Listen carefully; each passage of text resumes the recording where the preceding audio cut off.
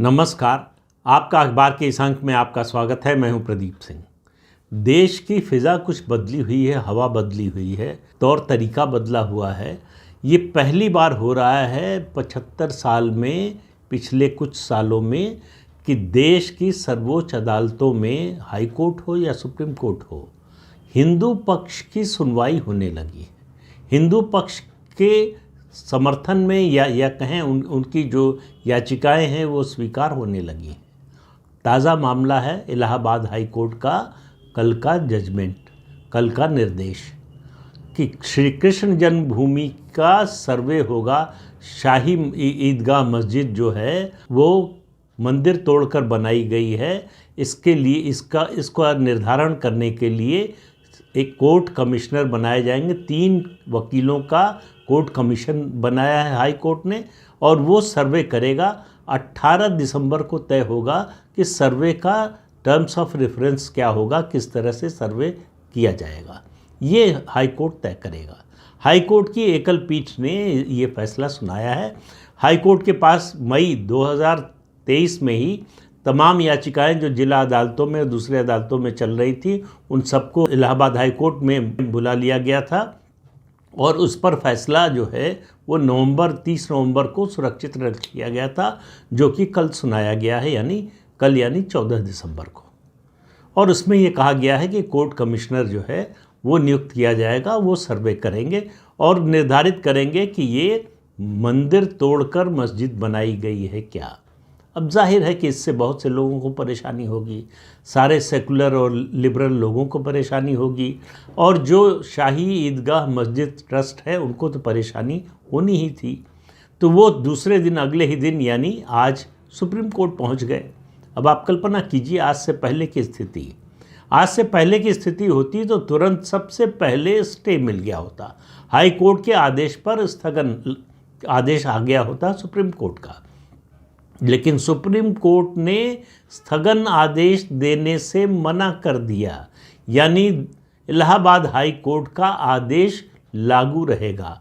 याद कीजिए आप काशी विश्वनाथ के मामले में, याद कीजिए आप ज्ञानवापी के मामले में भी इसी तरह का घटनाक्रम चला था। जिला अदालत ने कोर्ट कमिश्नर नियुक्त करने का आदेश दिया था, सर्वे का आदेश दिया था। उसके खिलाफ जो है मुस्लिम पक्ष सुप्रीम कोर्ट गया, और सुप्रीम कोर्ट में उस समय चीफ जस्टिस नहीं बने थे धनंजय चंद्रचूड़, और उन्होंने जो फैसला दिया वो मेरी नज़र में ऐतिहासिक फैसला है। मुस्लिम पक्ष का कहना था कि 1991 में जो प्लेसेस ऑफ वर्शिप एक्ट बना उसका ये उल्लंघन है। उसमें तय हुआ था कि 1947 में जिस धर्मस्थल, पूजा स्थल की जो स्थिति है वही बरकरार रहेगी, उसके खिलाफ कोई मुकदमा, कोई विवाद नहीं हो सकता। अगर पहले से मुकदमा चल रहा है तो उसको ख़त्म कर दिया जाएगा, उसको बंद कर दिया जाएगा। तो मुस्लिम पक्षकारों का कहना था कि ये उस कानून का उल्लंघन है। सुप्रीम कोर्ट ने, चंद्रचूड़ साहब की जो बेंच थी, पीठ थी, उसने कहा कि ये उस कानून का उल्लंघन नहीं है। उन्होंने कहा कि ये कानून कहता है कि 15 अगस्त 1947 को जो स्थिति जिस पूजा स्थल की थी वो बरकरार रहेगी, लेकिन उस पूजा स्थल की स्थिति क्या है ये जानने से नहीं रोका जा सकता। तो उन्होंने कहा कि ज्ञानवापी में मंदिर के अवशेष हैं, इसका पता लगाने के लिए कोर्ट कमिश्नर नियुक्त करने का फैसला हाई कोर्ट का, इलाहाबाद हाई कोर्ट का बिल्कुल सही है। यही मामला एकदम ठीक हुआ कृष्ण जन्मभूमि, श्री कृष्ण जन्मभूमि के बारे में, और कोर्ट कमिश्नर की नियुक्ति को सुप्रीम कोर्ट ने रोकने से मना कर दिया। अब आप इसकी जरा पृष्ठभूमि समझ लीजिए। ये कृष्ण जन्म स्थान है, जहाँ मस्जिद है, शाही मस्जिद है, वो ये पूरा इलाका जहाँ श्री कृष्ण जन्म स्थान है, और जो शाही ईदगाह मस्जिद का इलाका है, कुल मिलाकर 13.37 एकड़ ज़मीन है। इस मस्जिद के नीचे वो कारावास है, मथुरा कारावास, जिसमें भगवान श्री कृष्ण का 5000 साल पहले जन्म हुआ था, और उसके अवशेष अभी भी हैं। ज़मीन के नीचे उसके अवशेष अभी भी हैं। कमल का स्तंभ है, शेषनाग की आकृति है, ये सब चीज़ें हैं। लेकिन मुस्लिम पक्ष इसका दो आधार पर विरोध कर रहा है। एक मैंने बताया प्लेसेस ऑफ वर्शिप एक्ट 1991 का, और दूसरा 1968 का समझौता।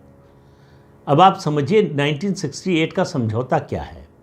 1968 में एक समझौता हुआ, उस समय इंदिरा गांधी प्रधानमंत्री थी, और उनके दबाव में एक समझौता हुआ हिंदू और मुस्लिम पक्ष के बीच में। और समझौता करने वाले कौन थे? शाही ईदगाह मस्जिद ट्रस्ट और श्री कृष्ण जन्मस्थान सेवा संघ। अब ये संगठन कहाँ से आया, कौन है, इसको क्या अधिकार है, किसी को नहीं मालूम। और ये तय हुआ कि ये जो 13.37 एकड़ ज़मीन है उसमें से 2.5 एकड़ ज़मीन शाही ईदगाह मस्जिद को दी जाएगी, और ये समझौता हो गया। भला हो विष्णु जैन का जो हिंदू पक्ष के वकील हैं, उन्होंने लंबे समय तक कोशिश करके, बड़ी मेहनत करके जो है ओरिजिनल जो डीड है, जो समझौते का डॉक्यूमेंट है, उसको निकाला। उससे पता चला कि ये जो श्री कृष्ण जन्मस्थान सेवा संघ है, इसका तो कोई लोकस स्टैंड ही नहीं है, ज़मीन से इसका कोई ताल्लुक ही नहीं है। दरअसल हुआ क्या, इसके अतीत को थोड़ा सा समझ लीजिए, इतिहास को समझ लीजिए। मसीरे आलमगीरी में लिखा गया है, जो औरंगज़ेब की एक तरह से जीवनी है, उसमें लिखा गया है कि जनवरी 1607 में औरंगज़ेब के आदेश पर, ये उस समय केशव देव मंदिर कहलाता था, जो कृष्ण जन्मस्थान है, उसको गिराया गया और तोड़ा गया। मूर्तियां लाकर तोड़कर उन्हें जहान आरा मस्जिद में बिखेरा गया, ताकि वहाँ मस्जिद में आने वाले लोग मुसलमान उस पर पैर रखकर चल सकें। हिंदुओं को अपमानित करने के लिए, उनकी संस्कृति का दमन करने के लिए, उनकी सभ्यता का अपमान करने के लिए ये सब किया गया, और कहीं कुछ हुआ नहीं। 1607 में इसको ध्वस्त करने के बाद मंदिर 1618 में ओरछा के राजा वीर सिंह बुंदेला, उन्होंने फिर से भव्य मंदिर बनवाया 33 लाख रुपए की लागत से।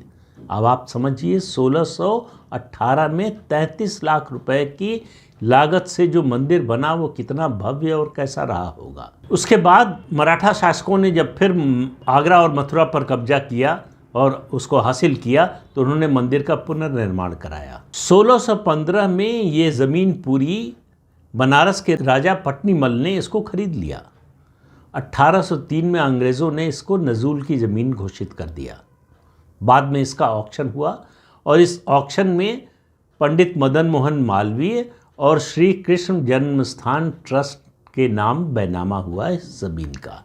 इसके अलावा 1860 में ये मामला फिर अदालत में गया, और अदालत ने उस समय के बनारस के राजा नरसिंह के पक्ष में डिक्री कर दी इस ज़मीन की। 1920 में फिर ये मामला अदालत में गया। 1920 में जिला अदालत ने कहा कि इस ज़मीन पर 13.37 एकड़ जो ज़मीन है, इस पर मुस्लिम पक्ष का कोई दावा नहीं बनता है। लेकिन अंग्रेज़ों ने 1935 में फिर समझौता कराया दोनों पक्षों के बीच। लेकिन 1944 में इस ज़मीन का ऑक्शन हुआ, और तब ये पंडित मदन मोहन मालवीय और श्री कृष्ण जन्मस्थान ट्रस्ट के नाम को ऑक्शन में ये ज़मीन मिली, उनके नाम बैनामा हो गया। अब आप देखिए कि पिछले 75 साल में क्या हुआ, औरंगज़ेब ने क्या किया, और दूसरे मुस्लिम और मुग़ल शासकों ने क्या किया हिंदुओं के साथ, हिंदू मंदिरों के साथ, हिंदू धार्मिक स्थलों के साथ।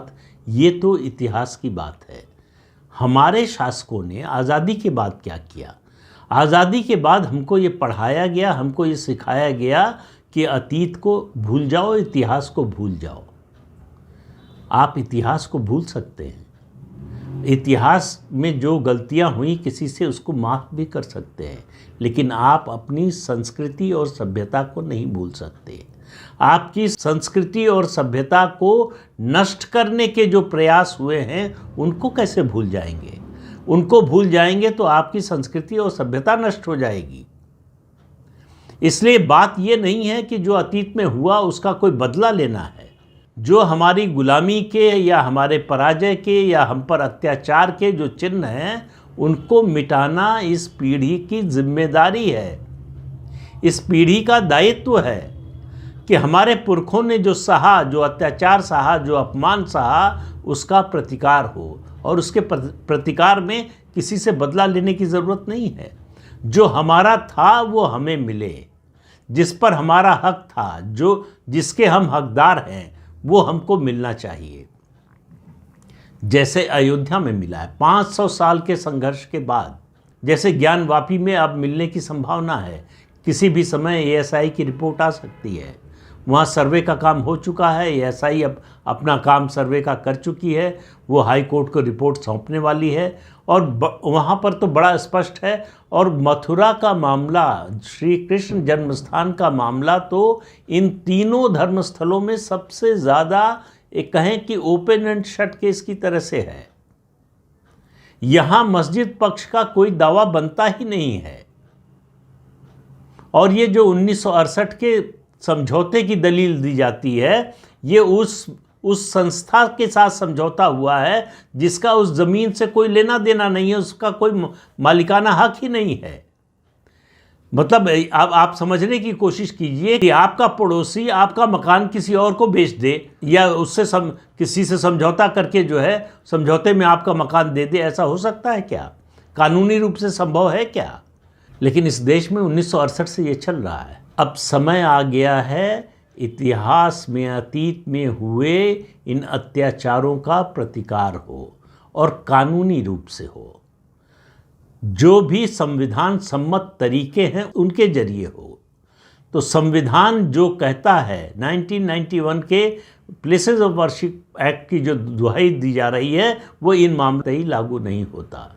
और इसके लिए जितना साधुवाद विष्णु जैन और उनके पिता हरिशंकर जैन को दिया जाए, दोनों वकील पिता पुत्र जो है, वो हिंदू धर्मस्थलों की लड़ाई को जिस तरह से लड़ रहे हैं, जो परिश्रम कर रहे हैं, जो श्रम और शक्ति लगा रहे हैं, समय लगा रहे हैं, संसाधन लगा रहे हैं, वो उसका सम्मान हिंदू समाज को करना चाहिए। देखिए ये दोनों वकील जो काम कर रहे हैं वो ऐतिहासिक है। किसी सरकार ने वो काम करने की न तो हिम्मत दिखाई, न इच्छा शक्ति दिखाई। इन दोनों ने कानूनी लड़ाई के जरिए कोई गैर कानूनी काम नहीं किया, कोई ऐसा दावा नहीं किया जो कानून सम्मत नहीं हो। और उनके इस दावे के कारण, उनके इस मुकदमे के कारण, मुकदमे की पैरवी के कारण आज स्थिति ये है कि बहुत जल्दी ही ज्ञानवापी काशी विश्वनाथ मंदिर का हिस्सा बनने वाला है, जो कि ओरिजिनल रूप में है भी।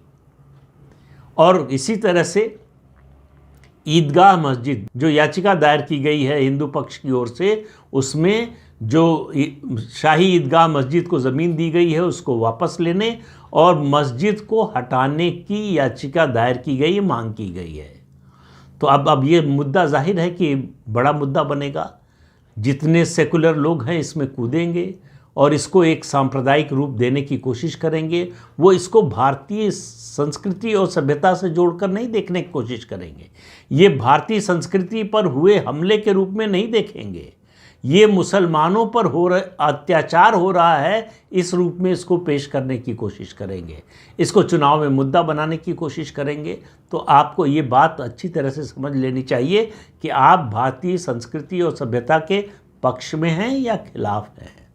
उसके लिए अगर आप कोई लड़ाई नहीं लड़ सकते हैं तो कम से कम जो लड़ाई लड़ रहे हैं उनके साथ तो खड़े होइए, उनका समर्थन तो कीजिए, उनको साधुवाद तो दीजिए।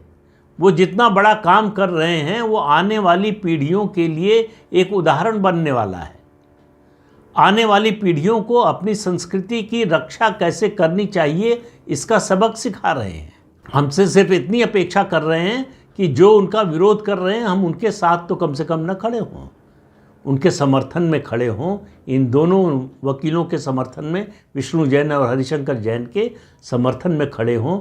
जो लड़ाई वो लड़ रहे हैं वो हमारी आपकी लड़ाई है, वो इस देश की लड़ाई है, वो सनातन की लड़ाई है, वो भारत की संस्कृति और सभ्यता की लड़ाई है। वो कोई निजी लड़ाई नहीं लड़ रहे हैं। उनको इसमें कोई निजी फ़ायदा नहीं होने वाला है। उनको किसी सरकार से, किसी संस्था से कोई सम्मान नहीं मिलने जा रहा, कोई सहायता नहीं मिल रही है।